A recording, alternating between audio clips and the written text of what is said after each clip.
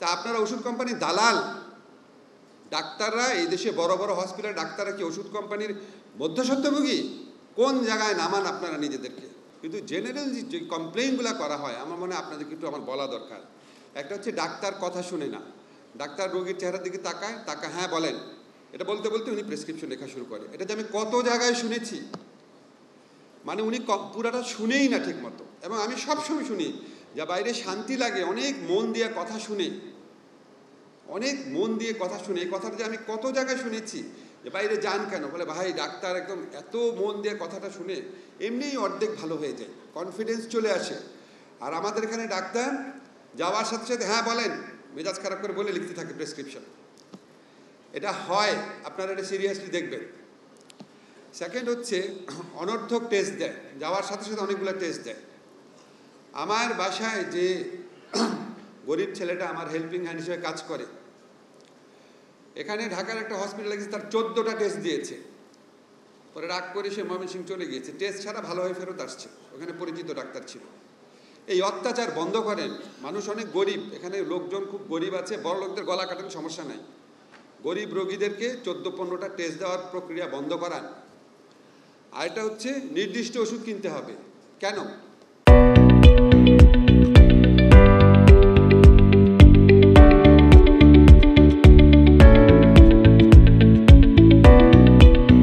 পৃথিবীতে কোন জায়গায় হসপিটালে, প্রাইভেট ক্লিনিকে সবসময় ওষুধ কোম্পানির প্রতিনিধির জন্য নির্দিষ্ট টাইম থাকে ডাক্তারের? আপনারা বলেন, পৃথিবীতে অন্য কোনো দেশে থাকে? খসরু ভাই থাকে? তা আপনারা ওষুধ কোম্পানির দালাল। ডাক্তাররা এই দেশে বড় বড় হসপিটালে ডাক্তাররা কি ওষুধ কোম্পানির মধ্যস্বত্বভোগী? কোন জায়গায় নামান আপনারা নিজেদেরকে?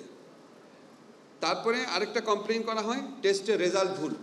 অনেক জায়গায় অনেক ভালো রেজাল্ট হয়, আমি এক্সেপশন, খারাপ জায়গাগুলোর কথা বলছি। অনেক ভালো সেবা হয়, খারাপ জায়গার কথা বলছি।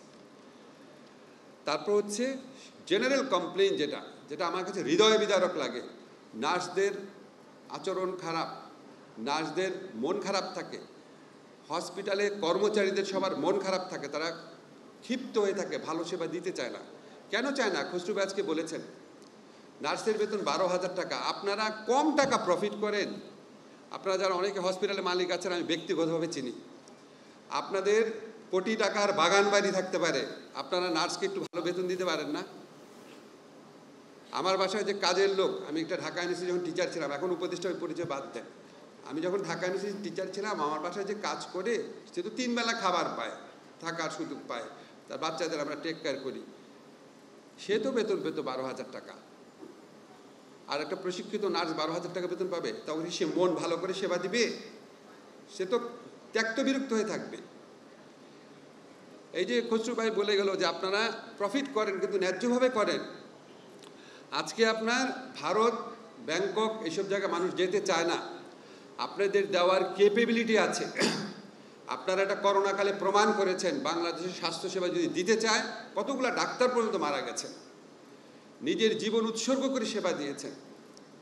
আমি সবসময় বলি বাংলাদেশের ব্যবসায়ীদের সমস্যাটা কি, তারা খরচ করবে, আর একটুখানি বেশি খরচ করলেই হয়ে যায়। যারা স্বাস্থ্যকর্মী আছে, দারোয়ান আছে, লিফটম্যান আছে, যেই সহায়ক কর্মীরা আছে, তাদের যদি আপনি একটুখানি বেতন বাড়ান, কত টাকা যায় আপনার প্রফিট থেকে? 10 কোটি টাকা হয়তো কম প্রফিট হয়। যদি 100 কোটি টাকা প্রফিট করেন, হয়তো 10% কম প্রফিট হয়। এই 10% কম প্রফিটের বিনিময়ে সে যে সেবাটা দিবে মানুষকে, ওইটা সে কাভার করে দিবে। আর যদি কাভার নাও করে, আল্লাহর কাছে তো এটা পাবেন, আল্লাহর কাছে তো এটা রিওয়ার্ড পাবেন।